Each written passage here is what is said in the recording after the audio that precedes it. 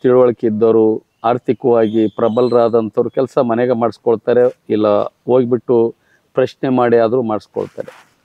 3 ರೀತಿಯಾಗಿರ್ತಕ್ಕಂಥ ಅಶಕ್ತ ಜನ ಇರ್ತಾರೆ. ಆರ್ಥಿಕವಾಗಿ, ಶಾರೀರಿಕವಾಗಿ ಮತ್ತು ಸಾಮಾಜಿಕವಾಗಿ ದುರ್ಬಲರಿರ್ತಾರೆ. ಅಂತರಿಗೆ ಕೆಲಸ ಮಾಡೋದಿದೆಯಲ್ಲ, ಅದನ್ನೇ ನಿಜವಾದ. ಒಂದು ಕಡೆ ಪ್ರಚಾರದ ಸಂದರ್ಭದಲ್ಲಿ ಹೇಳ್ತೀವಿ ನಾವು.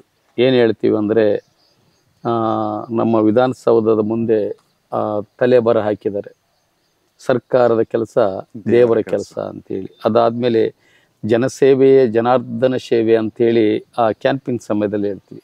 ನನಗನ್ನಿಸುತ್ತೆ ನಿಜವಾಗ್ಲೂ ಜನಾರ್ದನ ಯಾರು, ಇಲ್ಲೇನು ತಳಮಟ್ಟದನಿದ್ದಾನಲ್ಲ, ಎಲ್ಲ ಸಮಾಜದ ಶೋಷಿತನಿದ್ದಾನಲ್ಲ, ಅವನಿಗೆ ಕೆಲಸ ಮಾಡಿಕೊಡೋ ತೃಪ್ತಿ ಇದೆಯಲ್ಲ, ನಿಜವಾಗ್ಲೂ ನಮಗೆ ಭಾಳ ಖುಷಿ ಅನಿಸುತ್ತೆ. ದೇವ್ರು ಕೊಟ್ಟ ಒಂದು ಅಧಿಕಾರ, ಪ್ರಜಾಪ್ರಭುತ್ವದಲ್ಲಿ ಒಂದು ದೊಡ್ಡ ಹಸ್ತ್ರ, ಅದ್ರ ಮುಖಾಂತರ ಮಾಡಿದಾಗ ಆಗ ಸಂತೋಷ. ಅದಕ್ಕಿಂತ ಇನ್ನೊಬ್ಬರ ಕೆಲಸ ಮಾಡಿ, ಇನ್ನೊಬ್ಬರನ್ನ ಸಂತೋಷಪಡಿಸಿ, ಅವರಿಂದ ಉತ್ಪನ್ನವೇ ನಮಗೆ ಬರೋ ಸಂತೋಷ ಅಂತೇಳಿ ನನಗೆ ಎದೆ ತುಂಬಿ ಹೇಳಕ್ಕೆ ಬಯಸ್ತಾ ಇರ್ತೀನಿ.